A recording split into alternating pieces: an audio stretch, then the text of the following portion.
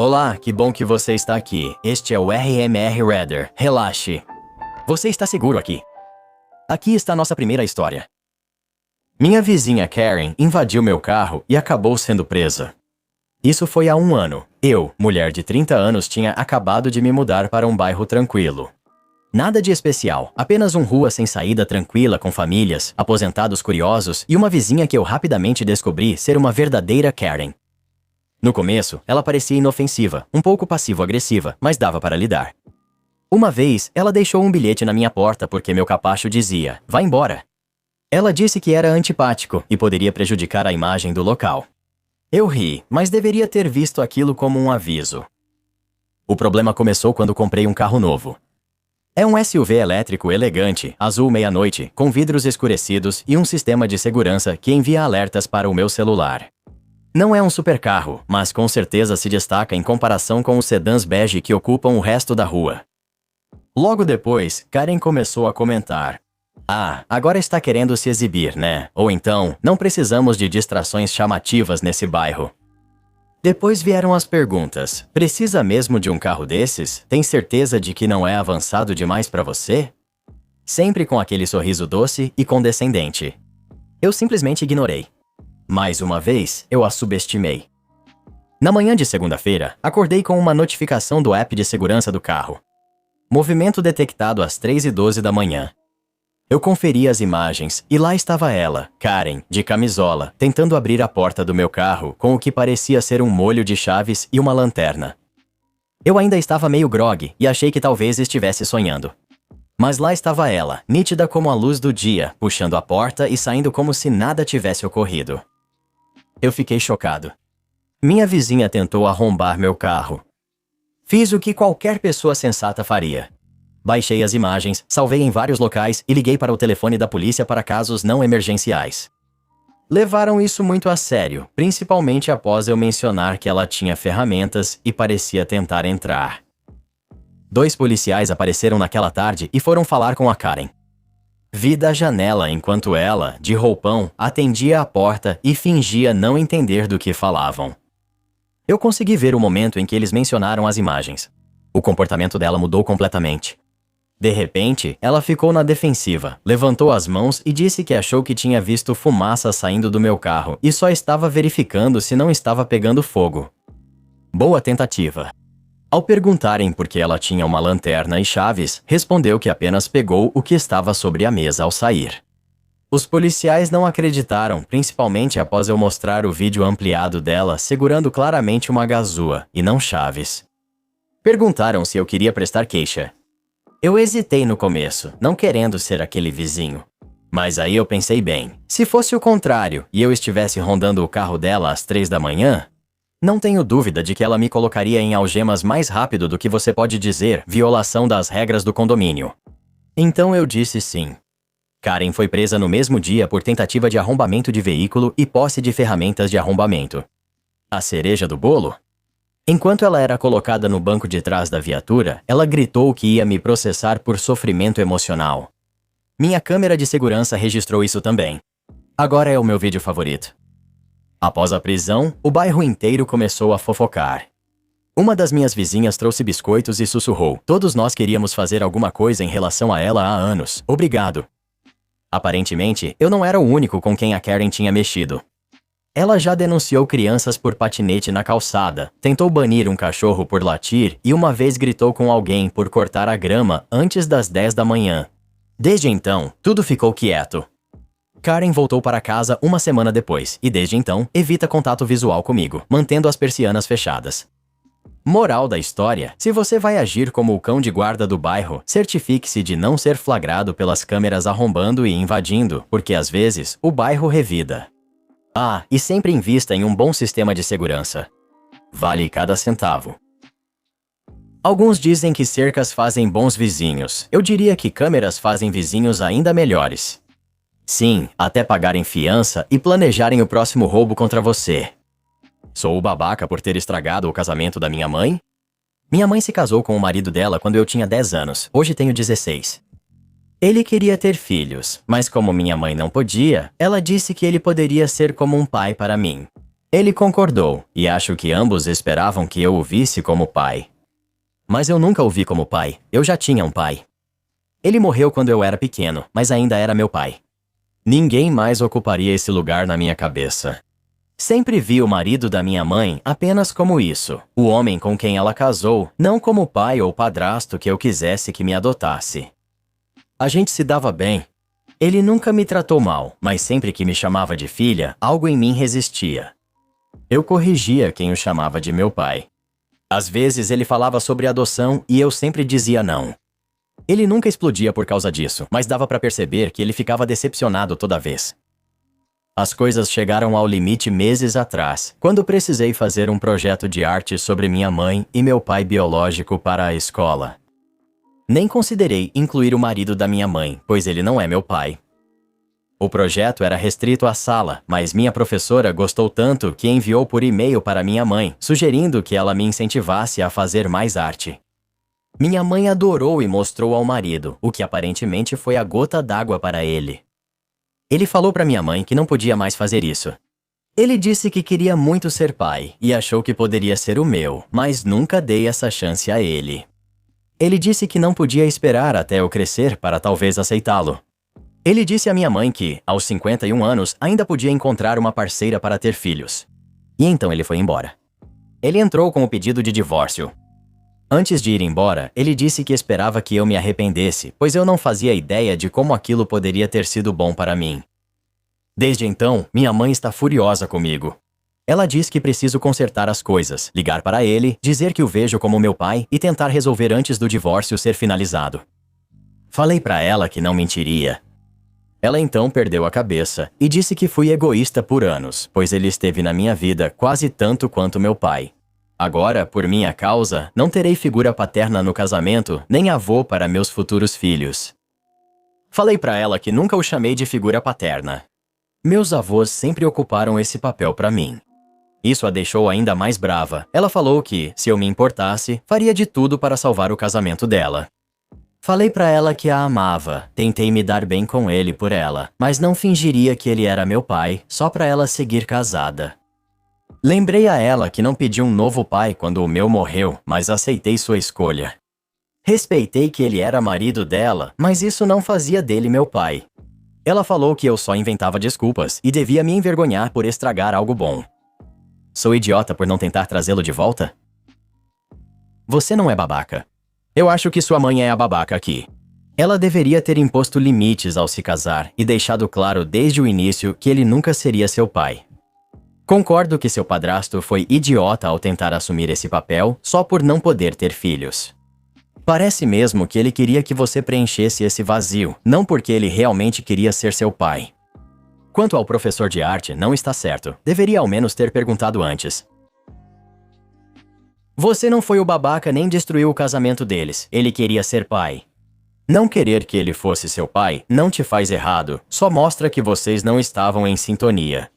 Ele foi embora porque queria ter sua própria família. Essa foi a escolha dele, não é culpa sua. Com todo respeito, discordo e acho que você foi o babaca. Você não precisava vê-lo como seu pai, mas parece que ele realmente tentou e você meio que o manteve à distância por anos. Muitas crianças adorariam ter um padrasto que realmente queira estar presente, tratá-las como se fossem seus próprios filhos e ficar por perto a longo prazo. Entendo que você queria proteger seu vínculo com seu pai biológico, e isso é válido. Talvez você pudesse ter tentado chegar a um meio termo com ele, chamado ele por um apelido, ou comemorado o Dia dos Pais para mostrar que apreciava o esforço dele. Em vez disso, parece que ele estava tentando te amar e só continuava sendo lembrado de que não era suficiente. Você não destruiu o casamento deles, mas entendo por que ele chegou ao limite. Atualização. O pedido de divórcio deixou nossa casa em um silêncio estranho e pesado.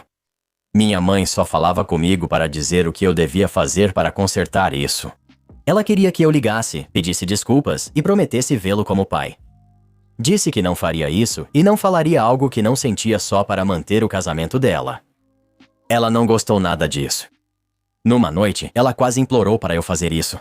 Ela disse que ele esteve na minha vida quase tanto tempo quanto meu pai. Queria me levar ao altar, conhecer meus filhos e ser o avô deles. Ela perguntou se eu queria que ela ficasse sozinha para sempre.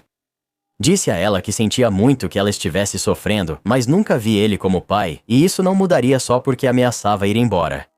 Ela quis saber por que eu lutava contra ela, em vez de só dar a ela essa única coisa. Eu disse que era porque essa única coisa era uma mentira. Ela me chamou de frio. Ela disse que minha recusa mostrava como eu me importava pouco com ela.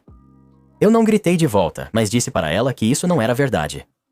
Falei que, se não me importasse com ela, não teria tentado me dar bem com ele.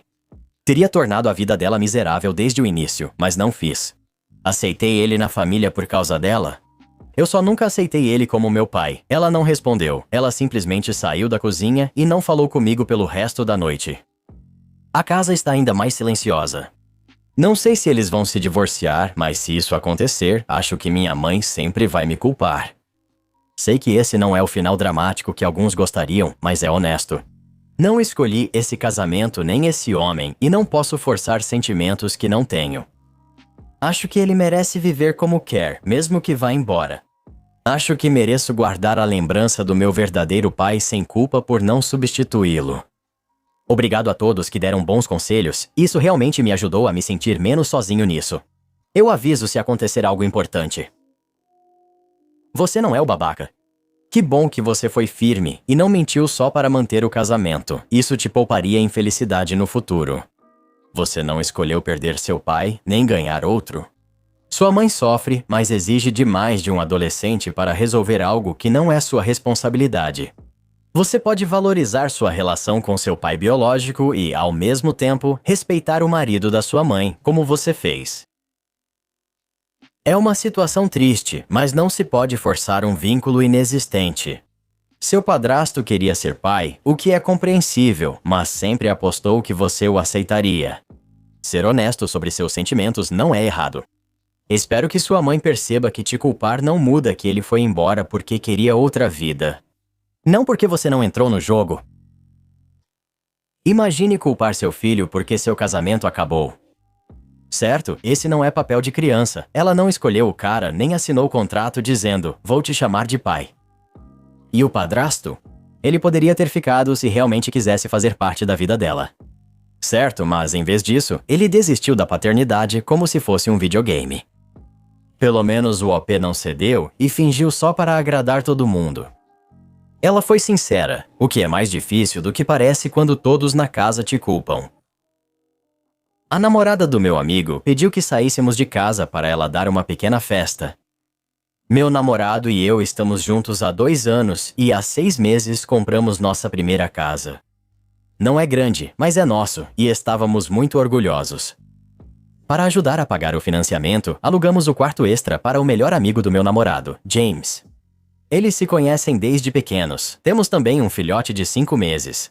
Ele já é como um filho para nós. Ele é brincalhão, mastiga tudo e precisa de atenção constante. James tem uma namorada, Megan, que está com ele há cerca de 1 ano. Ela é legal, mas sinceramente meio sem jeito. Ela mal fala com a gente, a menos que a gente comece a conversa, às vezes evita contato visual e, em geral, fica na dela. Tentamos incluí-la, convidamos para jantar, conversamos, mas ela não demonstra interesse. Ela tem um grupo de amigos que conhecemos uma vez. A noite não foi memorável, pois todos estavam bem bêbados. Meu namorado e eu não ligamos se as pessoas bebem, mas era quase impossível conversar com eles. Eles só olhavam ou riam do nada, então preferimos ficar na cozinha comendo petiscos. Depois daquela noite, a Megan nunca mais convidou a gente para sair com eles de novo. Tanto faz. Achamos que ela só queria manter a vida dela separada da nossa. Dias atrás, James disse que ele e Megan queriam convidar amigos aqui na quarta à noite e perguntou se tudo bem. Nós dissemos que sim. Dissemos para eles manterem tudo tranquilo, limparem depois e seguirem todas aquelas recomendações de sempre. Cheguei do trabalho na quarta e vi que os convidados já chegavam. Cumprimentei todos rapidamente, subi para me trocar e deixei o filhote correr antes da casa ficar barulhenta. Megan então bateu na minha porta. Ela pediu educadamente, mas firme, se eu e meu namorado poderíamos sair por algumas horas para eles terem privacidade na festa. No começo, achei que ela estava brincando. Falei para ela que James perguntou se podia receber o pessoal, mas ninguém mencionou sair de casa. Ela afirmou que James deveria ter esclarecido isso. Expliquei que não podia sair porque precisava cuidar do filhote.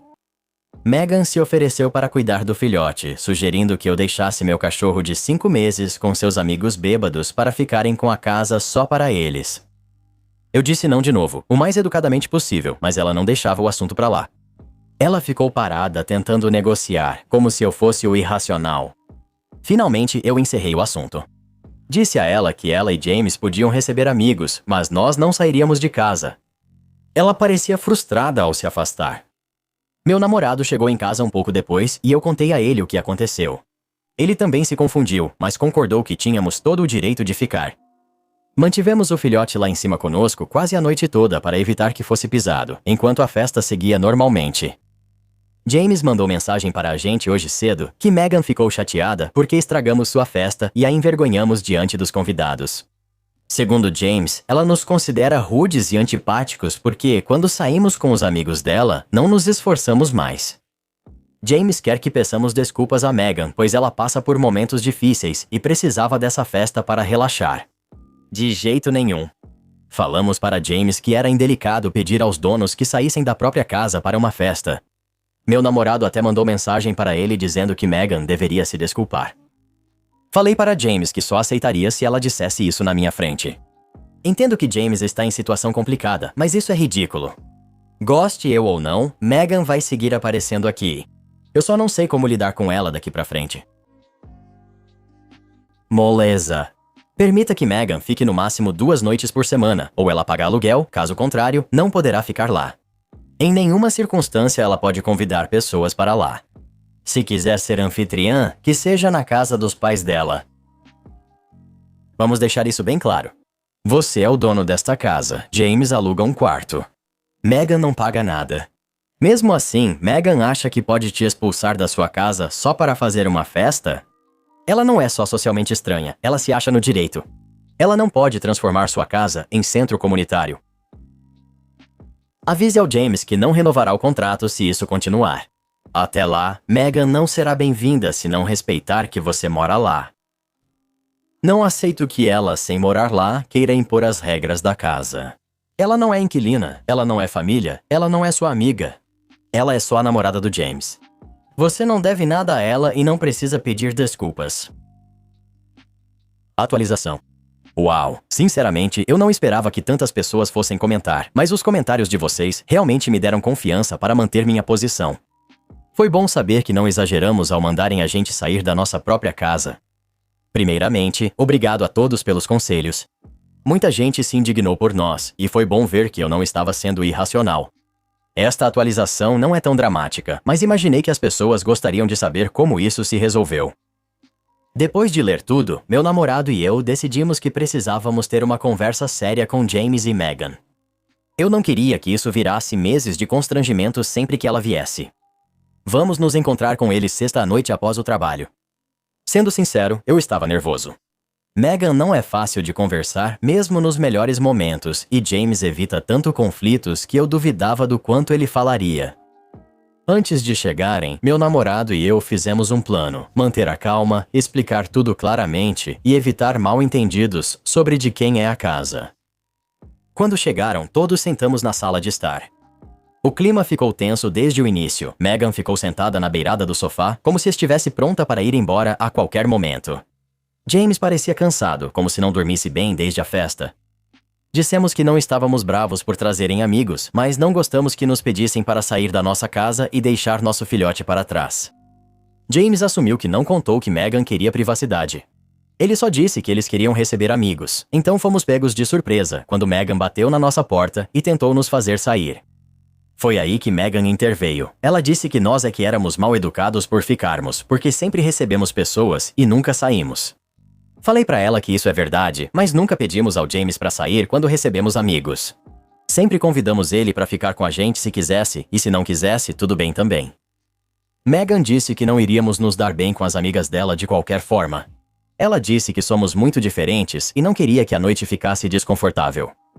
Meu namorado lembrou que não julgamos as amigas dela pelo estilo de vida, só queríamos usar nossa casa. Ela parou um instante e disse algo que fez tudo se encaixar. James paga o aluguel dele, então deveríamos usar a casa igualmente. Então contamos que éramos os donos da casa. Eu queria que você tivesse visto a cara dela. Parece que uma lâmpada acendeu e logo queimou. Ela parou de discutir, recostou-se e nos observou por um tempo, como se processasse aquilo. A sala ficou em silêncio. James olhou as mãos e murmurou que jamais explicou a situação para ela, apenas disse que alugava um quarto da gente. Parece que Megan achava que todos dividíamos o aluguel igualmente, como colegas de quarto. Quando a verdade surgiu, o tom de Megan mudou. Ela já não era tão combativa, mas tentou disfarçar dizendo que ria que todos ficassem à vontade. Dissemos que não queríamos deixá-la desconfortável. Nós simplesmente não íamos ser expulsos da nossa própria casa só para que ela pudesse fazer uma festa particular. James enfim falou com mais firmeza. Ele se desculpou por não ter sido claro com Megan e admitiu que devia ter dito logo que esta é nossa casa. Ele até disse a Megan que ela também nos devia desculpas. Megan acabou pedindo desculpas, embora tenha sido a contragosto. Aceitamos e dissemos que não nos importamos se ela trouxer amigos, mas se quiser uma festa privada sem nós, deve ser em outro lugar, não na casa onde moramos e somos donos. Ao fim da conversa, a tensão diminuiu. James parecia aliviado, como se carregasse isso a semana inteira. Megan continuava quieta e provavelmente envergonhada, mas agora sabe da situação. Deixamos claro qual é a posição de cada um e, por enquanto, isso parece ser o suficiente. Mesmo dividindo o aluguel igualmente, seria errado pedir para alguém sair de casa por causa de uma festa. Não é assim que se divide um espaço. James já devia ter contado há tempos que você também era dono do lugar. Ele não contou para ela para não ferir o próprio ego. Parabéns por sentar com ela e deixar tudo claro. Ela não tem mais desculpas agora. Se ela tentar algo assim de novo, espero que você não hesite em dizer que ela não é mais bem-vinda. Ela pode ficar ressentida à vontade. Não é a casa dela. Imagine alugar um quarto e achar que pode expulsar os proprietários por uma noite. A Megan deve ter achado que desbloqueou o DLC de dominar a casa. Reviravolta, no fim das contas, ela era só a personagem convidada não paga.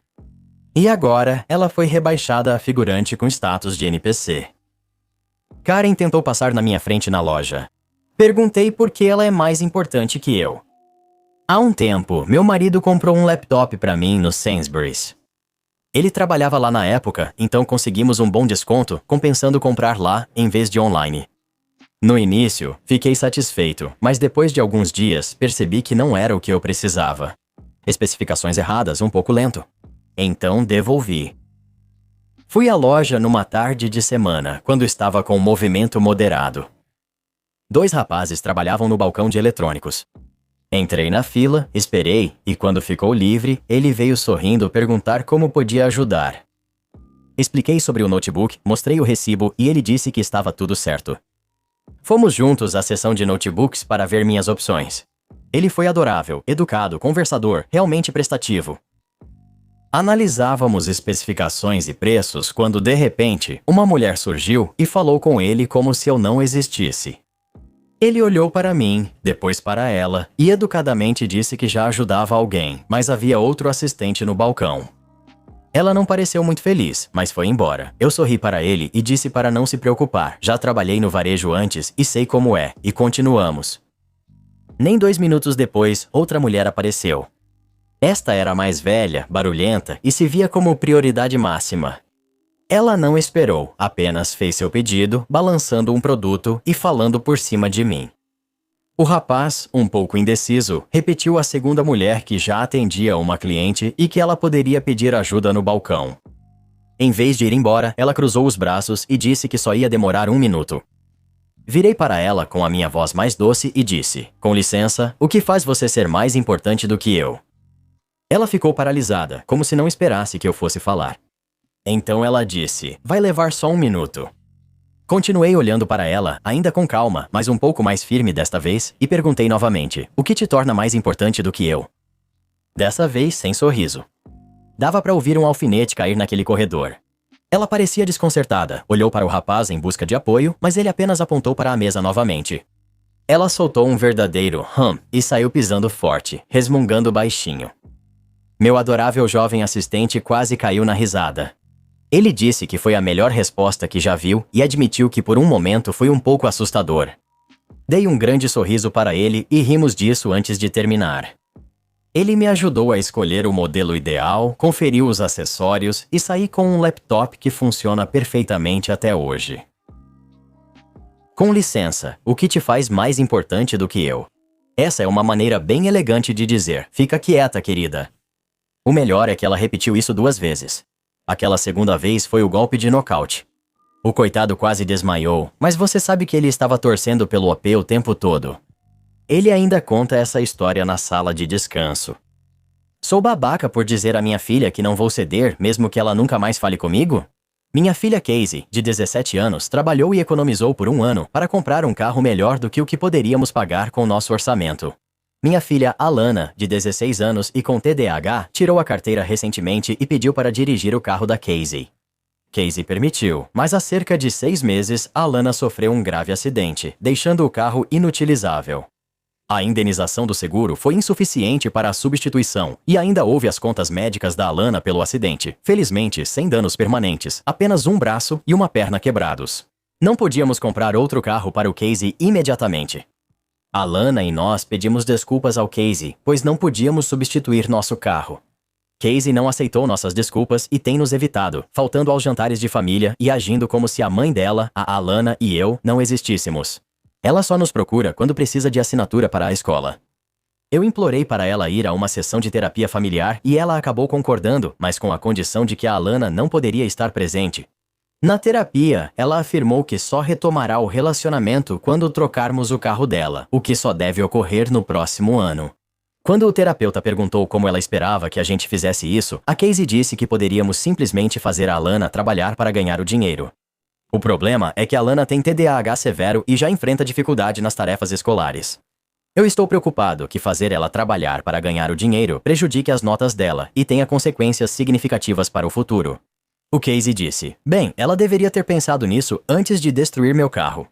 Não me importo, só falo com vocês se meu carro for substituído. Disse que ela podia evitar falar comigo o tempo que quisesse, mas não vou comprometer o futuro da irmã só para ela ter um carro antes. Minha esposa concorda que devemos manter nossa posição, mas teme que Casey nunca mais fale com ela. Sei que o carro dela foi destruído, mas como pai devo cuidar de todos os meus filhos, não só de um. Não quero dar margem para que chantagem emocional funcione, mesmo que seu pedido seja irracional. Sou babaca?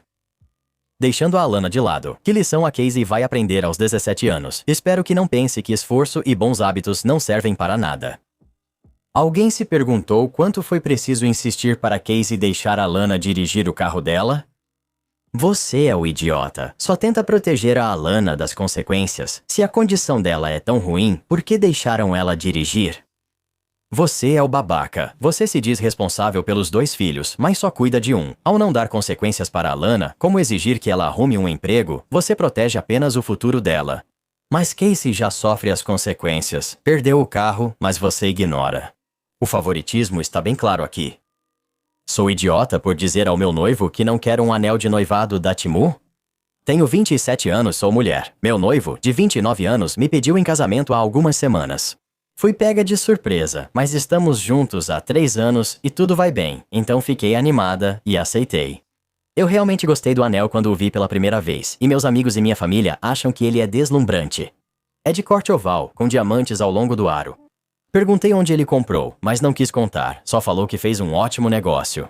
Só pensei nisso ontem na cama. Perguntei se era diamante ou outra coisa, só por curiosidade. Não tenho preferência. Ele afirmou que não sabia e precisaria pesquisar. Quando olhei o celular dele, ele estava no Temu. Eu perguntei se ele tinha conseguido de lá e ele não respondeu. Perguntei de novo e ele respondeu algo como, isso importa? Depois saiu do quarto e acabou dormindo no sofá.